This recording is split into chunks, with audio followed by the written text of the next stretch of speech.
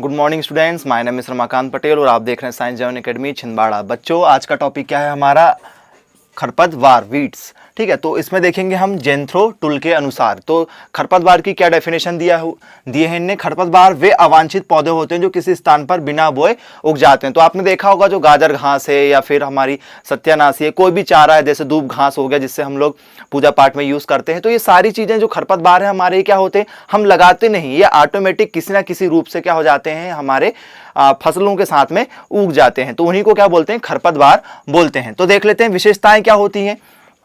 तो इनकी विशेषताएं क्या होती है कि जो हमारी फसलों के बीज होते हैं उनसे ज्यादा बीज इनके होते हैं। जैसे बथुआ के देख लेते हैं, बथुआ के बीज हमारी फसलों से ज्यादा होते हैं। ठीक है, क्लियर हो गया। फिर हम देखते हैं पंख, इनके पंख होते हैं, मतलब ये पंखों के रूप में क्या हो जाते हैं, उड़ के एक जगह से दूसरे स्थान पर चले जाते हैं। इसमें बाल भी होते हैं, कांटे होते हैं, हुक होते हैं। और ये कैसे होते हैं? किसी भी एटमॉस्फेयर में क्या होते हैं, अपने आप को कंडीशनली क्या कर सकते हैं, एब्जॉर्व कर लेते हैं और सहनशील होते हैं, मतलब किसी भी क्लाइमेट में क्या हो जाते हैं, उग जाते हैं। फिर देखते हैं रंग और आकार। तो इनके रंग क्या होते हैं, हमारी फसलों के आकार के होते हैं। स्टार्टिंग में जब ये छोटे होते हैं तो कुछ खरपतवार ऐसे होते हैं कि जो पहचान में नहीं आते हैं। क्लियर हो गया। जैसे हमारा बथुआ इसका बेस्ट एग्जांपल। अब देखते हैं खरपतवारों का वर्गीकरण, क्लासिफिकेशन ऑफ वीड्स।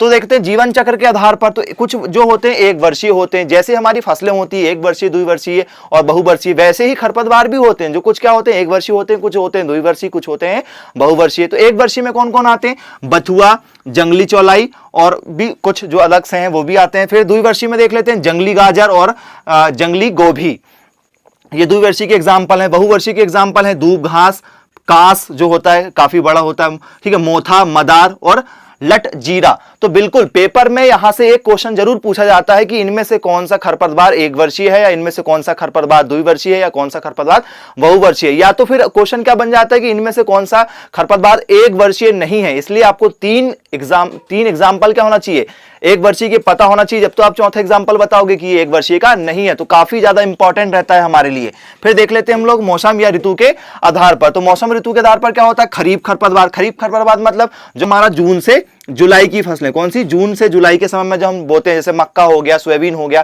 तो धान हो गया, इनके साथ में जो खरपतवार उगते हैं वो किस में आते हैं? खरीफ की फसलों के साथ में जाते हैं, तो उसको खरीफ खरपतवार बोलते हैं। ये क्या होते हैं? पत्थर चरा और विषकपरा, ये क्या हुए हमारे खरीफ के खरपतवार हैं। फिर उसके बाद में रबी के खरपतवार जो क्या होते हैं? नवंबर से दिसंबर के समय में जब हमारी रबी की फसल बोई जाती है, जैसे गेहूं है, सरसों है, ठीक है, राई है, उनके समय में क्या होते हैं? रबी के खरपतवार होते हैं जो नवंबर से दिसंबर के समय में होते हैं। कौन कौन से? कृष्ण नील, प्याजी, ठीक है, और खरबथुआ। ये कब किसके साथ में होते हैं? रबी के फसलों के साथ में होते हैं। क्लियर हो गया। फिर आते हैं जायद खरपतवार। जायद खरपतवार मतलब जो फरवरी मार्च के समय में हम जायद की फसलें लगाते हैं, जैसे खरबूजा है, तरबूजा है, ठीक है। तो क्या होता है उसके साथ? मकोई और जवासा। क्या होता है? मकोई और जवासा होता है। ठीक है, क्लियर हो गया। ये जायद के खरपतवार। अब देख लेते हैं थर्ड नंबर हमारा क्या? फसल संबंध के आधार पर। कुछ फसलों के आधार पर होते हैं, जैसे वास्तविक खरपतवार जो होते हैं वो क्या होते हैं? कृष्णनील और सत्यानाशी। ये क्या होते हैं? वास्तविक होते हैं, मतलब ये आपको ज्यादातर देखने को खेत के आसपास मिल ही जाएंगे। फिर संबंधित खरपतवार। संबंधित खरपतवार मतलब जो नॉर्मल फसलों के साथ में यदि बीज आपने अच्छे से उपचारित नहीं किया हुआ है, या बीज को आपने अच्छे से क्या नहीं किया है, चिन्हित नहीं किया हुआ है, छानबीन कर यूज नहीं किया है, तो गेहूं के खेत में जौ हो जाती है, क्योंकि जौ काफी बारीक होती है, गेहूं में आपको आसानी से मिल जाती है और आप अच्छे से उसको उपचारित नहीं कर पाते या साफ नहीं कर पाते। खेत में क्या कर देते हैं? छिड़काव कर देते हैं उसका, या सिडिल मेथड से लगाते हैं या छर्रे विधि से लगाते हैं, तो क्या हो जाती है? गेहूं के खेत में क्या मिल जाता है? आपको जौ देखने को मिल जाता है। अब जैसे रोग है, अब ये रोग है क्या है कि आपने खेत में क्या लगा दी? फसल लगा दी कोई वैरायटी की, लेकिन दूसरी वैरायटी ऑटोमेटिक हो जाए, मतलब आपने कोई और वैरायटी की फसल लगाए हैं और ऑटोमेटिक कौन सी वैरायटी हो जाए? कोई दूसरी वैरायटी हो जाए, तो वो क्या होती है? रोग होती है। तो ये ज्यादातर देखने को किसमें मिलती है? गेहूं में। गेहूं में HD, ठीक है, 20 to 85 में क्या हो जाती है? अन्य जाति की फसल ऑटोमेटिक उग जाती है, मतलब लगाया और कोई फसल है किसी और किस्म की और कोई किस्म की हो जाती है, कुछ दाने उसमें अलग से। फिर देखते हैं पत्तियों के आधार पर। तो कुछ चौड़ी पत्ती होती है, जिनकी पत्तियां क्या होती? काफी चौड़ी होती है, तो जिसमें क्या आता है? मकोई, जंगली चौलाई और कृष्णनील। इनकी पत्ती क्या होती है? मोटी होती, काफी चौड़ी होती है। पेपर में पूछ लिया जाता है कि ऐसे कौन से खरपतवार हैं जिनकी पत्तियां क्या होती हैं? चौड़ी होती, तो आपको पता होना चाहिए। या ऐसे कौन से खरपतवार हैं जिनकी पत्तियां चौड़ी नहीं होती हैं? तो 3 चौड़ी वाली का ऑप्शन देगा, 1 चौड़ी वाले का ऑप्शन नहीं देगा। तो बिल्कुल सिस्टमैटिक आप क्या करें? ऑब्जर्व करते हुए चलें कि कौन होता है और कौन नहीं होता। फिर सकरी पत्ती, जिनकी पत्ती काफी बारीक होती है। कास आपने देखा होगा, आप काफी यार देखा हुआ कास। उसके बाद में मोथा और दूब, जिससे हम लोग पूजा वगैरह करते हैं, ठीक है, जो उंगलियों में पहनते हैं हम लोग दूब को। क्लियर हो गया। फिर है बीज पत्र के आधार पर। तो बीज पत्र के आधार पर एक बीज पत्री होती है और कोई क्या होती है, द्विबीजपत्री। तो एक बीज पत्री क्या होती है कि भैया आपने क्या लिया है, उसका बीज लिया, वो बीच में से आधा आधा नहीं हो पाता है, मतलब उसके दो भाग नहीं, उसके जो दाल के हैं वो दो भाग नहीं होंगे, मतलब वो आपस में ब्रेक नहीं होंगी, उसके दो भाग नहीं बनेंगे, वो एक बीज पत्री में आती है। जैसे प्याजी, मोथा, दूब और आदि, आपने दूब देखा है, उसके दो भाग नहीं हो सकते। फिर अगला क्या है हमारा, बथुआ, कृष्णनील, ये द्विबीजपत्री होती है, मतलब इनको यदि आप तोड़ोगे, इनके दानों को यदि तोड़ोगे तो दानों के कितने भाग हो जाएंगे, दो भाग सेपरेट हो जाएंगे, तो वो द्विबीजपत्री होती है। एक बीज पत्री और द्विबीजपत्री समझ में आया। एक बीज पत्री मतलब जिनके दालों के दो भाग नहीं होंगे, मतलब बीजों के दो भाग नहीं होंगे दाल के रूप में, और द्विबीजपत्री मतलब जिनके दो भाग दालों के हो जाते हैं या बीज के हो जाते हैं। फिर देखते हैं खरपतवार से हानियां क्या क्या होती हैं। तो खरपतवार क्या करते हैं, आपकी उर्वरक शक्ति यदि आपने फसल में डाला हुआ है तो वो भी खरपतवार को मिलती है, उनका भी जर्मेशन अच्छा होता है। फिर दूसरा, पानी खरपतवार भी यूज कर लेते हैं, और उसके बाद में क्या होता है, आपकी जमीन को भी घेरते हैं। आपको क्या होता है, उसको साफ करवाने के लिए दवाइयां छिड़काव करना पड़ता है, तो आपका भी खर्च क्या हो जाता है, किसानों का बढ़ जाता है। तो ये भी सारी चीजें होती हैं। अब देख लेते हैं लाभ क्या क्या होते हैं। तो लाभ क्या होते हैं कि ये क्या करते हैं, आपको मिट्टियों को बांध कर रखते हैं, मतलब मेड़बंधन का काम करते हैं। दूसरा क्या होता है कि कुछ इसमें से क्या होते हैं, औद्योगिक होते हैं, जो काफी क्या होते हैं, आपको प्रोडक्शन अच्छा, जैसे आपने देखा बथुआ जो है, आपने क्या देखा है, बथुआ की बात करें तो बथुआ क्या होता है, मार्केट में सेल हो जाता है, भाजी के रूप में, साग भाजी के रूप में बिक जाता है। तो काफी कुछ चीजें लाभ के लिए भी होता है। औषधि में जैसे देखा जाए तो औषधि में क्या आता है आपका, सत्यानाशी को आपने नाम सुना होगा, ये औषधि के रूप में यूज करते हैं। सत्यानाशी को इसमें यूज करते हैं, औषधि के रूप में यूज करते हैं। फिर आपने देखा होगा चारे के रूप में किसका यूज करते हैं, दूब घास का और कांस जो आता है, दूब का और कांस का, दूब का और कांस का। तो ये चारे जो गाय भैंस का यूज करते हैं, मतलब पशुपालन के लिए, तो ये लोग क्या करते हैं, या तो अपने खेतों में लगाते हैं या तो फिर सामने वाले से परचेस करते हैं, तो किसान को इसमें बेनिफिट होता है। फिर कुछ उद्योग, जैसे भाजी के रूप में आपको मैंने बथुआ बता चुका हूं, उद्योग के रूप में टाइफा और मोथा, टाइफा और मोथा, ये क्या होते हैं, आपके उद्योग में यूज किए जाते हैं। तो ये औद्योगिक इंडस्ट्री जो होती है वो आप किसानों से परचेस कर लेती है। तो खरपतवार क्या होता है, लाभ के साथ साथ में काफी ज्यादा हानि का भी क्या होता है, भागीदार होता है। मतलब किसी भी चीज के क्या होते हैं, दो पहलू होते हैं, लाभ और हानि। तो इससे हानियां भी है और लाभ भी है, बस शर्त वो है कि आपके खेत में किस प्रकार का खरपतवार हुआ है। आगे हम बात करेंगे रबी की फसलों के आधार पर, तो कौन सी फसलों में किस प्रकार के खरपतवार होते हैं वो भी देख लेते हैं। तो गेहूं में क्या होता है, गेहूं और जौ में कृष्णनील, ठीक है, चटरी, गैगला, मुनमुना, दूब, हिरणखुरी, गेहूंसा, जंगली जई, ठीक है, और कंटाली, मोथा, ये किसमें होते हैं, गेहूं और जौ में। पेपर में पूछे गए क्वेश्चन है कि गेहूं में होने वाले खरपतवार कौन से हैं या गेहूं में होने वाले खरपतवार कौन से नहीं है। तो बिल्कुल आप क्या करें, सिस्टमेटिक एक बार पढ़ें, एक दो बार रिवाइज करें, बिल्कुल आपको याद होगा। नहीं होगा तो आपको पता तो होना चाहिए कि कौन से होते हैं या कौन से नहीं होते हैं, क्योंकि जैसे ही आप एट प्रेजेंट पेपर हॉल में अटेंड करेंगे, क्योंकि इस बार पीएटी का जो पेपर है अपना क्या है, ऑफलाइन मोड में हो रहा है, तो बिल्कुल आपके लिए फैसिलिटी है, आप थोड़ा ऑब्जर्व कर सकते हैं क्योंकि आपके पास में काफी टाइम होगा। वर्षी में क्या होता है, वर्षी में कौन कौन से होते हैं, कासनी होता है, मोथा होता है, दूब होता है, कृष्णनील होता है। कौन कौन सा, कासनी, मोथा, दूब और कृष्णनील। तंबाकू में कौन कौन सा होता है, मोथा, दूब और ओरोबैंकी और सेंजी। कौन कौन सा, मोथा, दूब, ओरोबैंकी और सेंजी। उसके बाद में गला में कौन कौन से होता है, नील, कृष्णनील होता है, गैगला होता है, दूब होता है, मोथा होता है, हिरणपुरी होता है, कटीली होता है और चटरी होता है। तो जो कॉमन है पेपर में वो नहीं पूछे जाएंगे। जैसे दोनों में कॉमन कैसा मिल रहा है, जैसे इसमें चटरी मिल रहा है और इसमें भी चटरी मिल रहा है, तो फिर वो ऑप्शन में आपसे गेहूं के नहीं पूछेगा, फिर चटरी छोड़ देगा, क्योंकि किसमें होता है, वो गला में भी होता है। तो जो कॉमन है वो कॉमन वाले नहीं पूछेगा, जो अलग है वो आपके पेपर में पूछे जाएंगे। चना, मटरा, मूंग, आलू और सरसों। चना, मटर, ठीक है, मसूर, आलू व सरसों, इनमें कौन कौन से होते हैं, इसमें चटरी, गेगला, गजरी, प्याजी, मोथा, हिरणपुरी, सेंजी और कटीली, इसमें रोग होते हैं। और क्या है, कृष्णनील और बथुआ भी है। क्लियर हो गया। आप खरपतवार प्रसारण के स्रोत देख लेते हैं कि खरपतवार आपके खेतों तक कैसे आते हैं। वायु द्वारा, जो पंख वाले होते हैं, उड़ने वाले होते हैं, वो क्या होता है, अपने बीज को लेकर उड़ जाते हैं, किसी दूसरे खेत में हवा के द्वारा पहुंच जाते हैं। फिर मनुष्य द्वारा, आपके जूतों के द्वारा, आपके कोई भी यंत्र के द्वारा, यंत्र में आप कुछ कर रहे थे, यंत्र में कुछ फंस गया, ठीक है, वो उसके थ्रू भी आपके खेत में आ जाएगा। जल द्वारा, पानी बहकर जो आता है, तो क्या हो गया, किसी और के खेत का पानी आपके खेत में जैसे ही आया तो वहां से बीज क्या आ गया, आपके खेत में शिफ्ट हो गए आके। फिर पशु और औजार द्वारा, कुछ पशु ऐसे रहते हैं चारा खाते रहते हैं किसी और के खेत का, आपके खेत में क्या आ जाते हैं, चारा खाते खाते जाते हैं, तो वो मुंह में फंस के आ जाते हैं कई बार, तो उससे भी आ जाते हैं। औजार द्वारा, आप जैसे सीडिल का यूज कर रहे हैं, ट्रैक्टर का यूज कर रहे हैं, तो टायर में दबके आ गए या सीडिल में दबके आ गए किसी के साथ में, सीडिल के साथ में, तो किसी ना किसी प्रकार से, जैसे आप रोटावेटर का यूज कर रहे हैं, वो रोटावेटर में किसी दूसरे का खेत में गाजर घास साफ हुई या बथुआ साफ हुआ, अब वो डायरेक्ट आपके खेत में बोले, आपने भी बोल दिया कि हमारे खेत में भी आप रोटावेटर चला दो, तो आपके खेत में आ गए वो, तो उसके खेत से जो फंसे हुए रहेंगे उसके रोटावेटर के पार्ट्स में, तो वो आपके खेत में आ जाएंगे। तो इस तरीके से आपको सावधानियां रखें कि साफ सब क्या करें, आप सभी चीजों को क्या करें, साफ करें, उसके बाद ही उपयोग आपके खेत में करें। खरपतवार नियंत्रण की विधियां, पहली है निरोधात्मक विधि, ठीक है।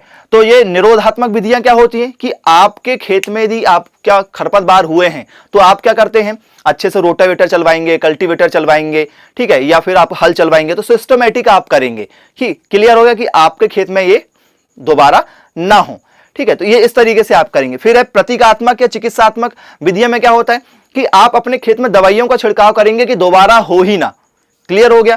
फिर अगला है आपका यांत्रिक विधियां। यांत्रिक विधियां मतलब आप क्या चला रहे हैं, रोटावेटर है, हल है, किसी ना किसी प्रकार के यूज कर रहे हैं, वो है शस्य विधियां। तो शस्य विधियां में क्या होता है, शस्य विधियां मतलब आप क्या हो रहे हो, सिस्टमेटिक रूप से किसी ना किसी तरीके से इसको ले रहे हैं। फिर शस्य विधियां आपको मैंने ऑलरेडी पढ़ा चुका हूं। फिर जैविक विधियां क्या है, जैविक विधियां मतलब कि इस विधि में आप क्या करेंगे, किसी ना किसी कवक या कीट पतंगों का यूज करेंगे, किसी ना किसी कवक या कीट पतंगों का, जैसे हम बोलते हैं ना कि लोहे को लोहे काटता है, ठीक है, जहर को जहर काटता है, मारता है, तो इसी तरीके से जैविक विधियां हैं। तो इसमें क्या होता है कि जैसे कांसा है, कांसा को दूर करने के लिए आपको क्या करना पड़ेगा, बास्केट नामक क्या करना पड़ेगा, घास का यूज करना पड़ेगा, मतलब घास को मारने के लिए एक दूसरा घास का यूज करना पड़ेगा।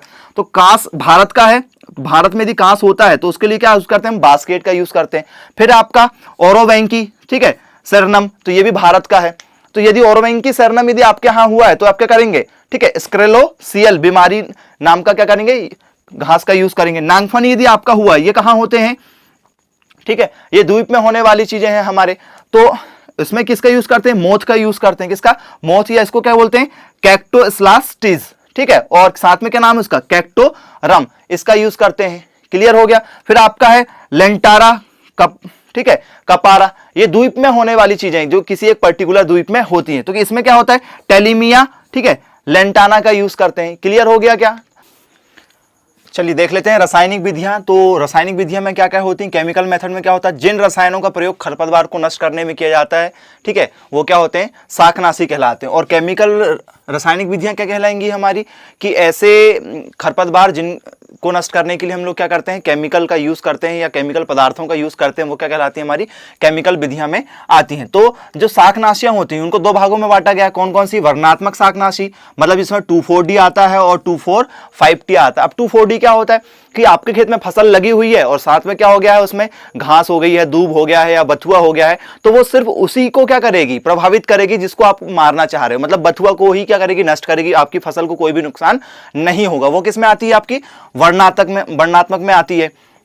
अब इसमें भी कुछ टाइप्स होते हैं, 2 टाइप्स होते हैं। पत्तियों पर अनुप्रयोग, मतलब आपको सिर्फ क्या करेगी, आपकी फसलों को कोई नुकसान नहीं करेगी, लेकिन जो आपका घास है, जो भी आपकी घास कुल का है, उसको प्रभाव करेगी, किसके रूप में, संपर्क शाकनाशी के रूप में, मतलब जो उसके संपर्क में आएगा। जैसे इसमें क्या क्या छिड़काव करते हैं, पैराक्वेट का, डाइक्वेट का और गंधक अम्ल का या फिर क्लोरेट का क्या करते हैं हम लोग, छिड़काव करते हैं। ये हमारी क्या है, केमिकल युक्त क्या है, हमारी दवाइयां हैं, इनका हम क्या करते हैं, घोल बना के छिड़काव करते हैं। तो ये सिर्फ क्या करती हैं कि जो भी इसके संपर्क में आती हैं, ठीक है, फसलों को छोड़कर जो भी घास संपर्क में आती है उनको क्या कर देती है, नष्ट कर देती है।